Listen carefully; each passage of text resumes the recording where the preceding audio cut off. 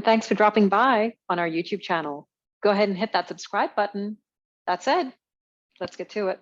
So, noodles. Now, these are noodles that are available in the fresh section or the refrigerated section of an Asian market, which means they're already cooked. The shininess you see is actually just oil, because rice noodles, when you cook them, get quite sticky from the starch. The oil is laced to make sure that they don't stick together too much. So those are the noodles I'm using today. They're also quite broad.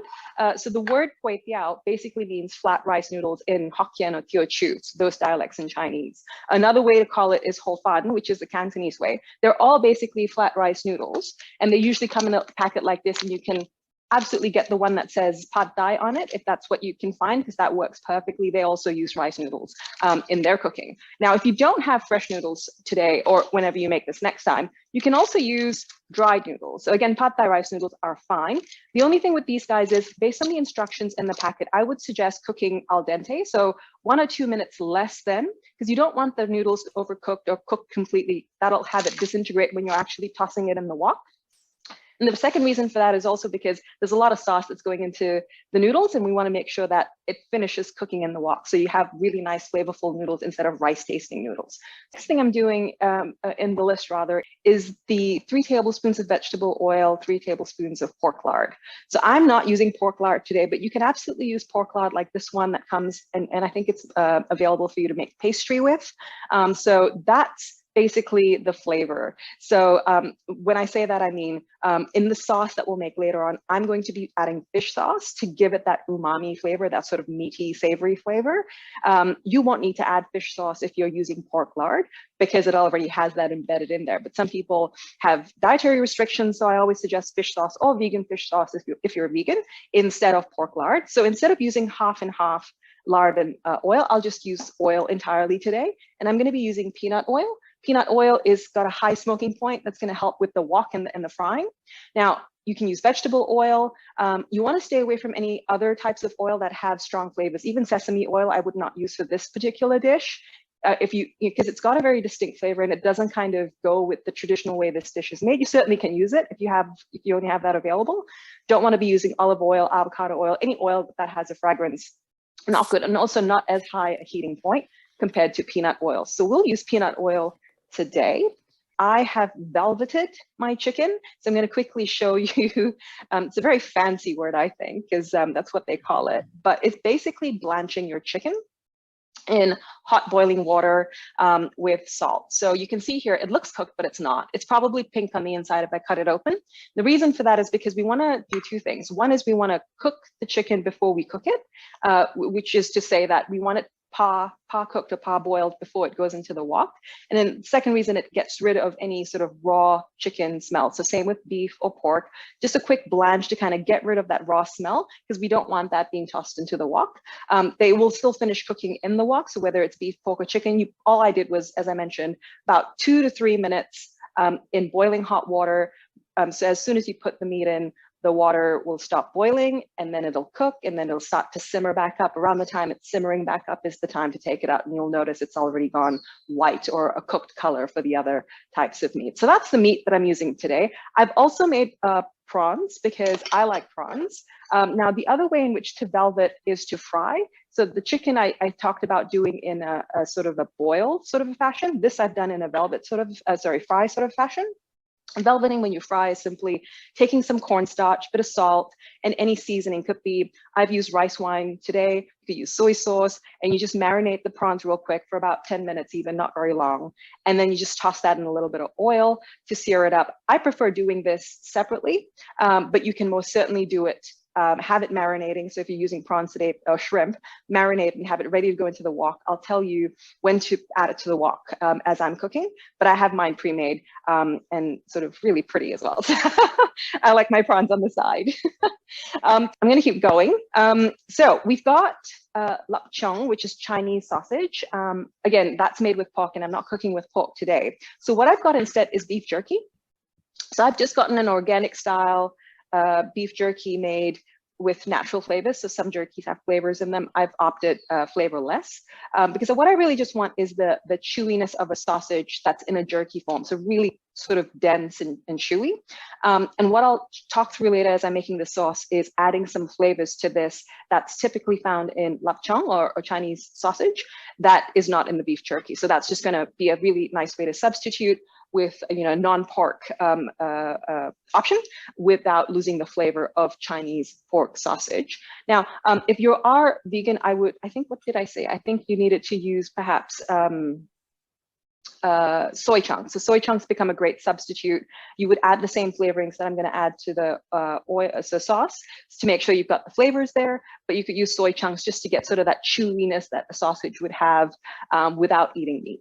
So hopefully that makes sense. We also have fish cake today. So fish cake kind of looks like this.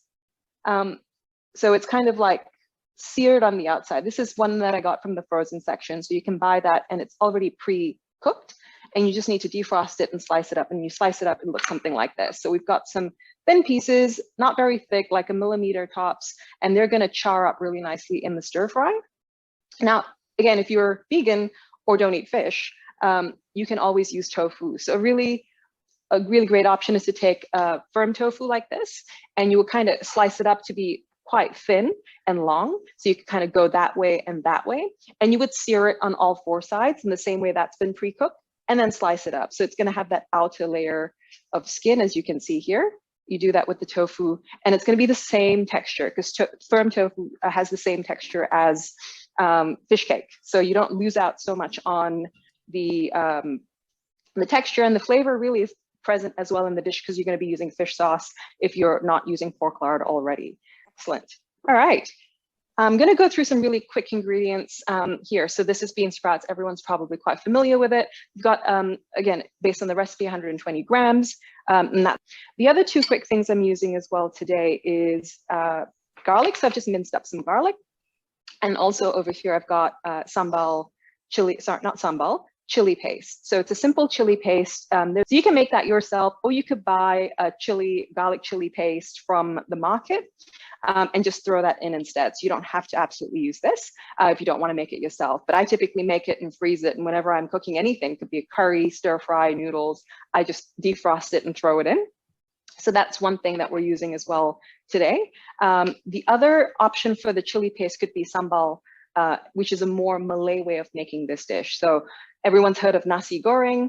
Kuey Teow goreng is basically fried noodles, the Malay way. So they would typically add sambal or belacan, which is shrimp paste, to their recipe because it has that different flavor based on their type of cuisine. A couple more things and then we'll start cooking. We've got some eggs here. So if you're doing a vegan option, I just omit the egg altogether because of the way in which the noodles are prepared, and you'll see that when I cook it.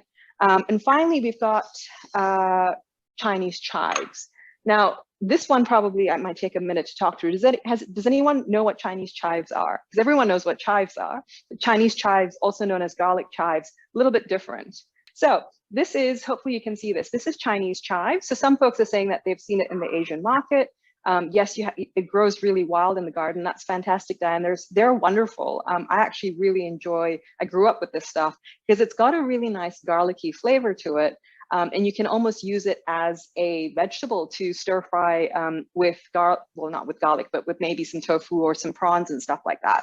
It's really great. Now, not everyone has access to it. So I basically cut it up into these little bitty pieces here. It looks like grass. So if you've never seen it before, it looks like grass that's just growing in the garden. And it's got the blades of grass as well. And I'll just quickly show you onion chives, so just regular chives. So that's what they would look like. So that's how they're different. So this guy's more of a blade and this guy's more of a tube. So this guy's got a hollow center, whereas this is just a flat leaf.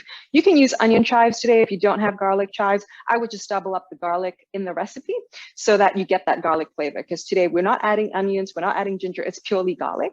And so we try to get that from the garlic chives and garlic. So if you have onion chives, they're still great to add in. It gives that green color in there. It's also got oniony sort of a flavor, but it's very mild compared to garlic chives. So I'd throw in more garlic to make sure that you get that flavor coming through. And yeah, I think that's it for the ingredients. Now we'll just get into the sauce, make that sauce really quick with you guys, and then we'll start start cooking. Cooking doesn't take more than 10 minutes, so it's really quick. We'll do the sauce together and then we'll get the wok going. I should talk about wok hei. Wok hei is an ingredient that I haven't put in front of you. It's created in the wok, and it comes around from what I mentioned before. Basically, you don't want to have a very moist or wet noodle or any ingredients going in. You kind of want to add it in gradually to make sure that you don't create like how when you make a stir fry, there's usually a soup or a sauce going on at the bottom. In the same way pad thai is made, this noodle, we want everything kind of to just disappear as soon as it hits the wok. And that wok hei is basically that charred fried flavor that gets created, and you'll see it start to sear up on some of the chicken and other things. And so that's an ingredient I can't show you. I'll create it for you in a second.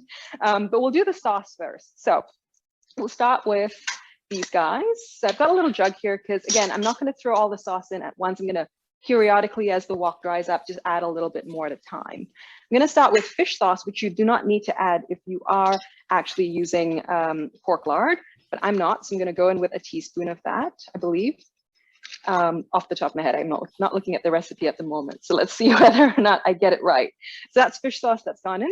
I'm also going in with cooking caramel. Cooking caramel is a very Asian style sauce, I guess. It's basically caramel for cooking. That's really the best way to describe it.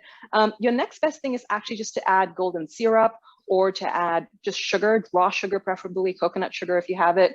Some recipes call for kecap manis, which is a more an Indonesian or Malay style soy sauce, the thick one that's sweet. I would say don't use that because it's got a very different flavor. It's not to say that you can't. So say, for example, if we're making kuey teow goreng, the more Malay style, you could absolutely use it.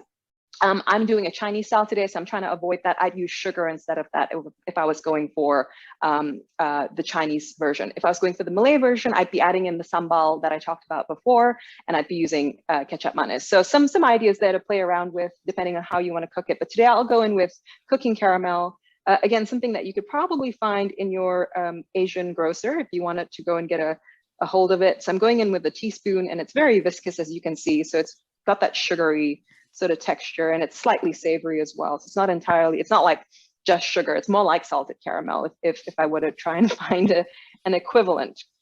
All right, so that's the cooking caramel. Now, the next couple of things that are going to go in are two things. So we've got dark and light soy sauce. So the guy on my left, the one with, no, wait, that's light soy sauce. This one's dark. So we're going to go in with less dark soy sauce. We want dark soy sauce here for color, not for flavor, because it is quite salty. So I'm going to go in with just a teaspoon. Actually, I think it's 2 teaspoons of this one, or half a tablespoon. So I'm going to go in with just that. So I just want it for color. If I put too much, it becomes too dark, the noodles. And then I'm going to go in with some light soy sauce. So that's going to be a tablespoonful. So that's really going to be the reason we don't add any salt, frankly. So it's a good dollop of soy sauce there. We won't need to season it beyond that. And the last couple of things that go in, I'm going to go in with some oyster sauce. So about a tablespoon worth of oyster sauce as well. So it's going to get some of that sweetness and that sort of viscous oyster sauce. Now, if you're doing a vegan option, you can do hoisin sauce instead. You don't have to do, or there are also vegan oyster sauces these days, so you can take a look at those. But yeah, those will be the main things that are going in terms of the sauces. Now, a couple of extra things that I'm going to add, and these are take it or leave it. So the one I mentioned before around not adding Chinese sausage, I'm going to be adding in 2 things. One is rice wine. So I'm using the white rice wine or the clear rice wine. So it's not Shaoxing. Shaoxing is the golden colored Chinese rice wine. I'm using white. Again, here I want clean flavors as opposed to anything that's got its own distinct flavor. Same reason as kecap manis. I want something that's coming out quite clean. I'm just going in with a teaspoon of that, no more than that. And that should be perfect. And now this one might come as a bit of a shock, but one of the main ingredients in Chinese sausage is rose water. And because I'm not using Chinese sausage today, I am going to add some rose water, but like a teeny tiny amount, like just literally a drop. So let's do this together. Like that's it, like no more than that. And it's going to just give that floral sweetness that that Chinese sausage typically has. that jerky won't. And so I use rose essence. So if you're using rose water, you can add a teeny bit more because it's more diluted.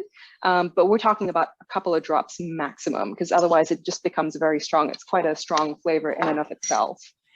And lucky last is white pepper. So white pepper is not like black pepper in that it's not going to lend any heat to the sauce. It's just going to lend flavor. I love white pepper, and I'm probably going to grind here for a minute or so because that's how much I love it. But you're going in with about half a teaspoon of white pepper if you have it. If you don't have it, just skip it. I wouldn't use black pepper. It just changes the flavor of the dish. But yeah, other than that, we have everything ready to go. And we're going to start cooking. So that's everything that's going to go into the wok. We're going to start with the oil, then we'll do the meats and some of those guys. The chili paste and the garlic will go in with the meats. So I'm going to keep that here so we can cook. So you can see as I add things in, and hopefully you can keep me honest in case I miss anything. There we go. It is really a 5-minute. If I wasn't talking and explaining things, it would take 5 minutes. It's meant to cook really quickly. It is a very oily dish. So even though you don't see a lot of food over here, you don't need to eat a lot of this to feel full. Sometimes I have a plate of this and then I don't eat for the rest of the day because it is quite calorific in that the oil is really something that kind of keeps you quite satiated for the rest of the day. And that kind of goes back to the history of the dish. So the dish was one that was made for labor workers.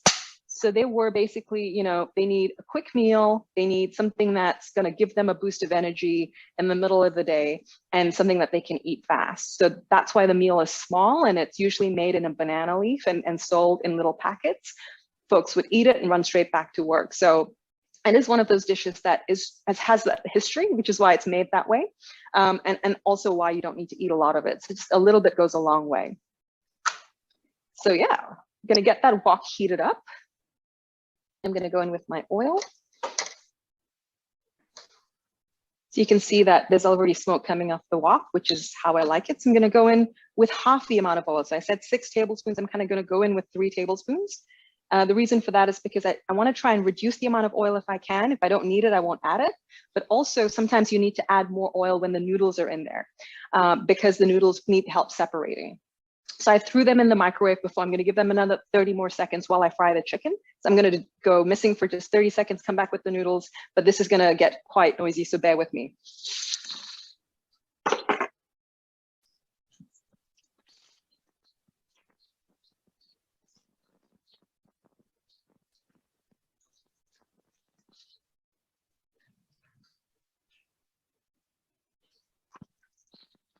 I'm leaving it to fry in the oil because I want it to kind of brown a little bit. It's just starting to. It's great. As you can see, I'm going to lift this guy up. So I'm really trying to get it to do that. So sometimes you can't necessarily achieve that in a wok. You can certainly do it in any non-stick wok or saute pan.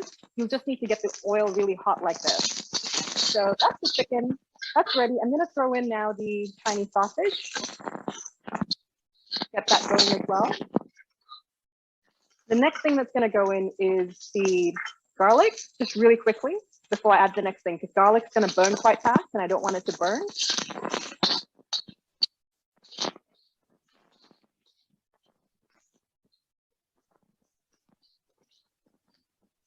Every time I'm cooking it to make sure I can smell. As soon as I can smell it, like right now I can smell the beef jerky, I'm going to go in with the next thing. So now I'm going to go in with the garlic.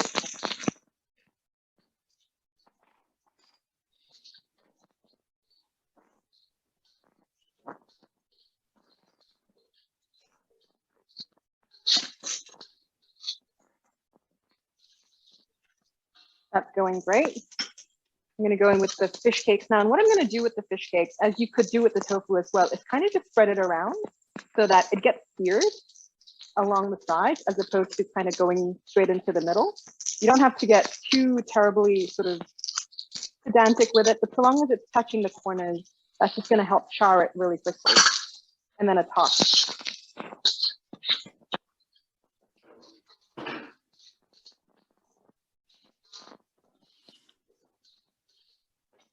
All right, now I'm going to go in with the chili paste that we talked about before. So straight in like that, and it's going to get a little bit sizzly.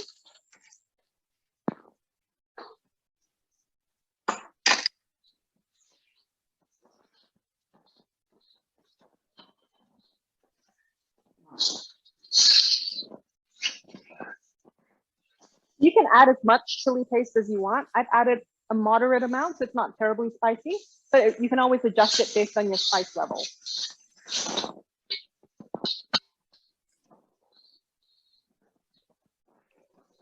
All right. So I haven't added any sauce yet. If you've been paying attention, you would have noticed that. So that's going to start getting added as soon as I add the noodles. So I have my noodles coming out from the microwave. It's ready to go in. And I'm just going to let it slide in like that.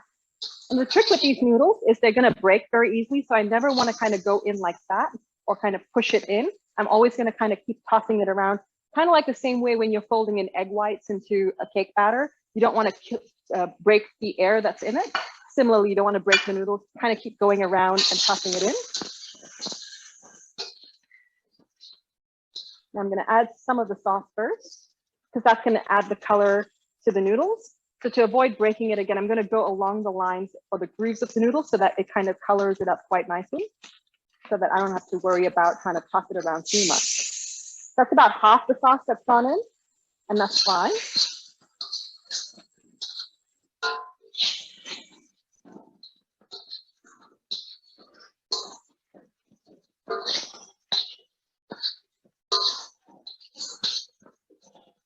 I'm going to add a little bit more sauce there, and then I'm not going to add any more sauce for a while. I just want to make sure the coloring gets done correctly. Perfect.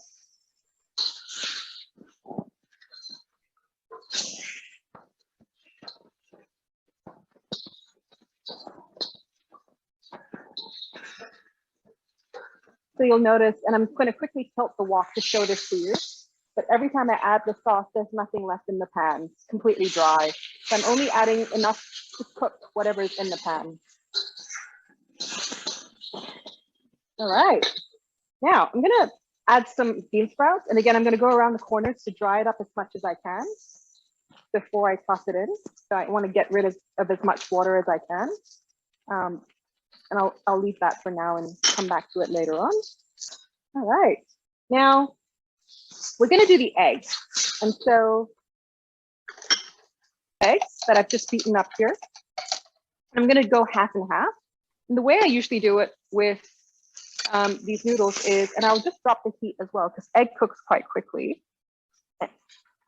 And the reason why I've said if you are vegan not to try and replace the egg is because of the way in which it's cooked. So I'm just going to quickly show it to you.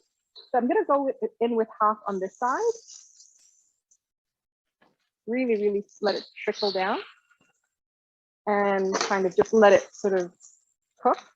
So it becomes almost like a wok fried omelet. And I want that to kind of fry for about 10 to 15 seconds. And now that that's quieted down, I'm going to actually put the noodles over it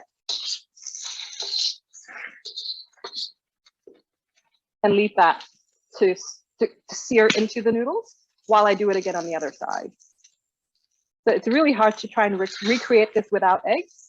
I'm open to suggestions if there are vegans out there who know of a great substitute for eggs to be able to do this with. But in my experience, you kind of need to just use eggs or not at all. I'm going to lift that heat back up a little bit. And now I'm going to go back over to the other side. Can you see how those eggs have been added to the noodles and they're all sort of stuck together? So that's what we were trying to do with the eggs. So we're going to let that happen on the other side. And then we're going to scrape it off. And then we're almost done. We've got to go in with the green chives and what's left of the bean sprouts and the sauce. And then we're ready. So it is really quick to cook. I wasn't kidding. But it is something that I wanted to slow down and make sure everyone had the chance to understand what I was doing. So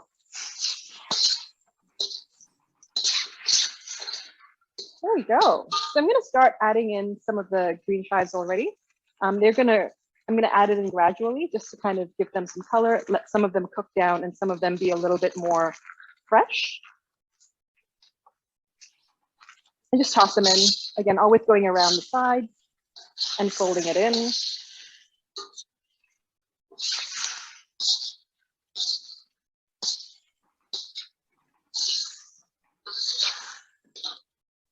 maybe some more bean sprouts on the side.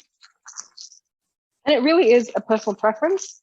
And for me, you know, the wok's looking pretty dry, so I can go ahead and add it in. If the wok had a little bit of extra sauce in there, I'd wait for that to evaporate before I added any more water in. So sauce or bean sprouts, those would be the two things that have that water in the actual ingredient that we want to make sure isn't making the dish too wet, if that makes sense.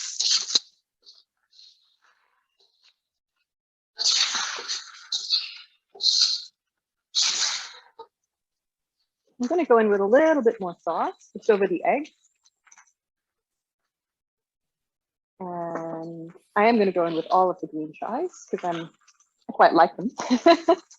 I'm going to try and get it all in there. And yeah, there you go. That's all of it. So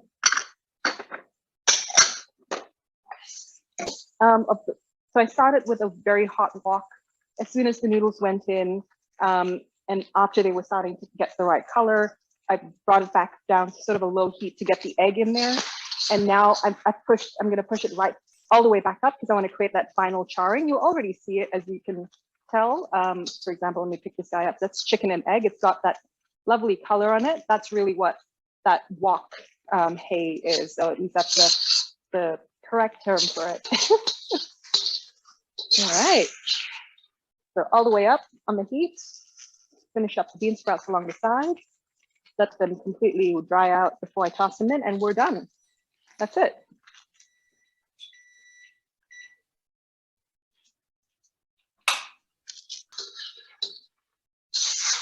And that's ready. So I'm going to kill the heat because that's all. Can you hear that crackling?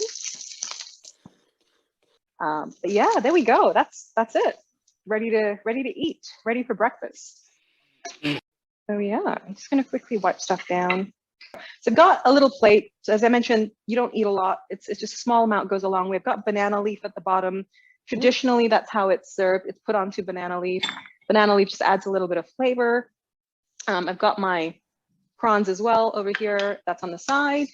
And I'm just going to go ahead and serve it up. And I should talk about some of these other things. So I didn't make it terribly spicy. So I do have sliced chili and I have lime that I've sliced a certain way. There's a video on my YouTube channel about why and how to slice it this way.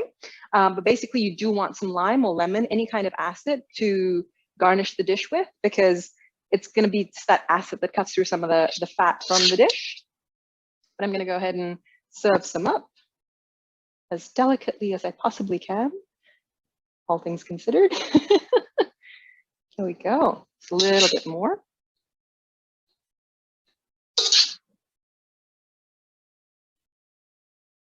There we go. Lovely. All right. Just going to get some of the garlic chives as well. I quite like that color. And I'll throw some prawns on top and we are good. So I'm going to get one of these guys to sit over here. One of these guys to sit over here. And we're going to do some lime on top of it. And it's ready to go. So not a lot of lime, just a little bit of a squeeze. And voila. Penang Fried Kuey Teow, or fried noodles.